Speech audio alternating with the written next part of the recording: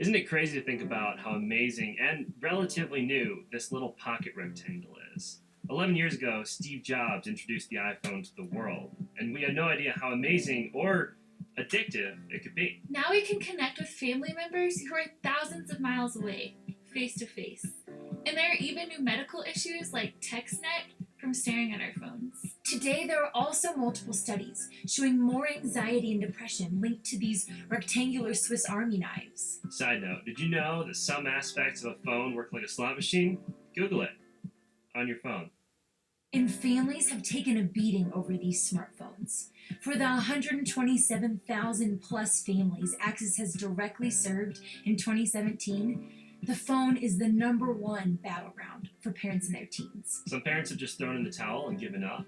Others are trying their best but often feel guilty and like a failure. Like the honest dad who told us, despite his best efforts, he always feels 3 apps behind his kids. And then there was that mom. We were speaking at a large Christian school to students about the gospel and culture.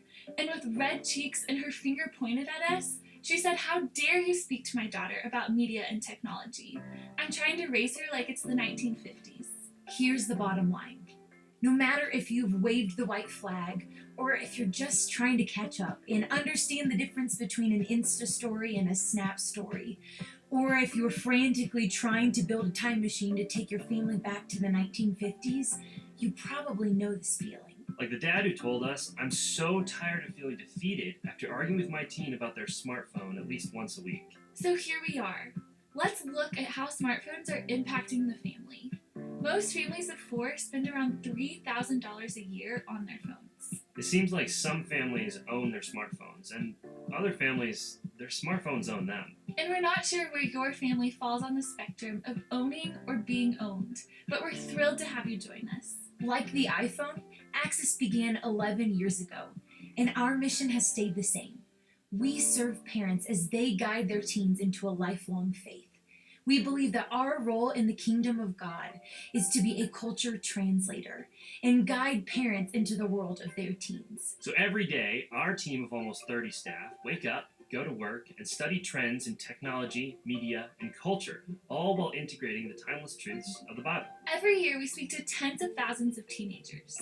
Needless to say, we've learned a lot about smartphones along the way, and we've made a lot of mistakes. However, we've collected some best practices, great tools, and incredible advice from parents and experts who are in the trenches all over the world. So in this video series, Reclaiming the Smartphone, 4 important conversations, we are going to give you the best of what we have learned at Axis over the past 11 years. Axis has been studying families and the effect smartphones have on all of us. This content is built out of 4 important conversations that you have to have repeatedly with your kids about phones. Some of the many questions we'll answer are: when should I get my kid a phone, if at all? What do I do if they already have one and it's out of control? Is there a way for me not to be seen as defensive or the bad guy when it comes to phones? How do I build trust with my teen and keep a heart connection with them? How can I think biblically about our family's phones? After these videos, we have a simple 30-day smartphone family reboot that you can purchase in just a few days. This will help you create a family communication plan and wipe the smartphone slate clean to start fresh as a family. It will help you lead your kids by example, and it'll give you everything you need to host a family meeting where you'll all get on the same page about the rectangles in your life. For many of you, this video series will give you plenty to talk about. But many of the families that watch this will want more than 4 conversations. You want a real plan. You're tired of spending $3,000 a year on phone hardware and data plans just to feel defeated. You want to intentionally take it to the next level and invest in connecting more meaningfully with your kids. If that's you, we can help. But no matter where you are with your teens, know that there is hope. You can do this. If your younger children don't have phones yet, wait until you watch this whole video series. If you feel that your phone might own you more than you own it, or you have a friend in that situation, please share this video with them, or anyone you know who has kids and phones. So much good will come of these conversations. Speaking of which, it's time for conversation number 1. Dr. Sherry Turkle, who founded the MIT Initiative on Technology and Self, once said, "Computers are not good or bad, they're powerful." We agreed with this statement for over a year, but then one day we stopped and started to rethink it. Does the Bible actually say that the world God made and all the technology created from it is not good or bad, but instead it's neutral. In Genesis, it says the exact opposite. God weaves the world together and declares that it is very good. And part of that goodness is the command God gave man and woman to cultivate the earth. In essence, we are living out the image of God imprinted on us when we create. In our view, technology, like any tool we've created, is simply one way humans have cultivated the very good cosmos. But the story doesn't end there. As we all know, this very good world has been subjected to the curse since Adam and Eve chose to rebel against God. Thus, cultivation and therefore all technology is affected by the curse. So rather than being neutral, technology is both very good and cursed. And of course, the story doesn't end there either. God is committed to his creation. Through the death, burial, and resurrection of Jesus Christ, God is redeeming that creation. And the best part is that we are invited into this mission with him. Think about that for a second. We are joining God again, this time in redeeming what has been lost. So here's the first important conversation to have with your student. How is a smartphone, or anything, very good?